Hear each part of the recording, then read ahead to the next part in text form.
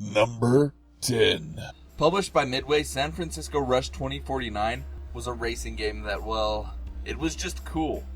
Originally released in the arcade and then later to consoles, this game was like a racing acid trip, including death matches and stunt modes, which allowed you to drive your car about and freaking fly with wings that extruded from your car. There isn't much more I can say about this game other than it was a frickin' blast. Number 9. Published by Nintendo, Pokemon Gold and Silver were an amazing addition to the already well-established Pokemon series, only improving upon its predecessor with cool features like a day and night cycle that influenced events in the game, and the introduction of Pokemon breeding, creating a strategic escapade. This game only improved upon the series and is still the favorite of many Pokemon fanatics. Number 8. Published by Nintendo, Star Fox 64 was an instant classic. This remake of the original Star Fox was a fantastic example of what the Nintendo 64 was capable of. This game is beautiful and fun, bolstering graphics that even today I would be okay with. This game is very good looking, and the gameplay is also great. The single player campaign is great and varied, allowing you to take multiple paths to the end of the game, and then you have a multiplayer game which allows you to have dogfights with friends. Definitely a classic and definitely a game you should play if you haven't. Number 7. Published by Squaresoft, or as it is known now, Square, Chrono Trigger plops itself at number 7 on my list. Chrono Trigger was a hit when released, and is still heralded as one of the best games of all time. This RPG took the classic approach and went beyond. By getting rid of battle screens and random encounters, including a time-traveling mechanic that made the game feel even bigger, made this game a must-have for any RPG fan. Number 6. Published by Nintendo, Super Smash Bros. Was mind-blowing for me as a kid. I can still remember the commercial for the game. Something's gone wrong in the happy-go-lucky world of Nintendo. Introducing Super Smash Bros. How could you not be excited for this? Yoshi fighting Mario and Luigi and Donkey Kong fighting Link? This is absurd. This game really transformed what a fighting game could be, taking a floaty and kid-friendly approach at a genre ruled by gore and extreme violence. People must have thought Nintendo was crazy, but it was a hit and spawned a franchise that is still one of the most recognized games to this day. Number 5. Published by Square, Final Fantasy VII might be the king of RPGs. One of the most beloved titles in gaming, Final Fantasy VII isn't my favorite for its great gameplay or awesome pre-rendered graphics, but for the story. In all of my childhood, I played games, and that was pretty much it. But this game I consumed. I was enveloped. And when a character died, I was at a loss. How could I keep playing? I need more time to mourn. This game was one of the first games I was ever emotionally attached to, and therefore has made its way onto this list. Number 4. Published by Nintendo, The Legend of Zelda Ocarina of Time was so much fun. I have to believe that this game pushed the limits of what the Nintendo 64 could do.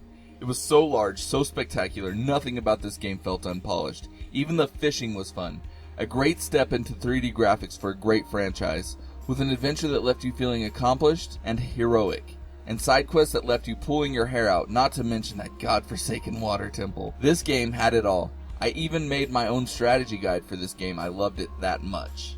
Number 3. Published by Square, The Legend of Mana was a game I came upon by chance, and oh, what a fortunate chance it was. My love for this game is probably and most likely the epitome of nostalgia, but I promise it is a fantastic game with so much to offer. A very unconventional RPG, The Legend of Mana has a real-time fighting mechanic, which makes fights feel much more satisfying. Speaking of combat mechanics, the game also features a crafting system that allows you to craft your own weapons, including musical instruments that allow you to perform certain magical attacks.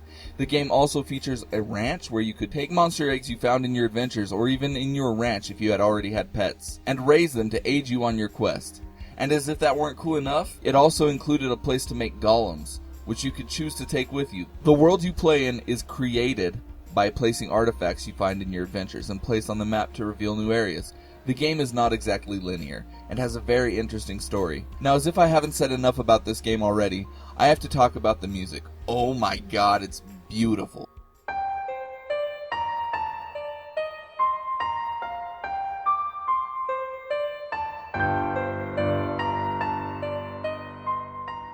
The music alone is a good enough reason to play this game. Number 2.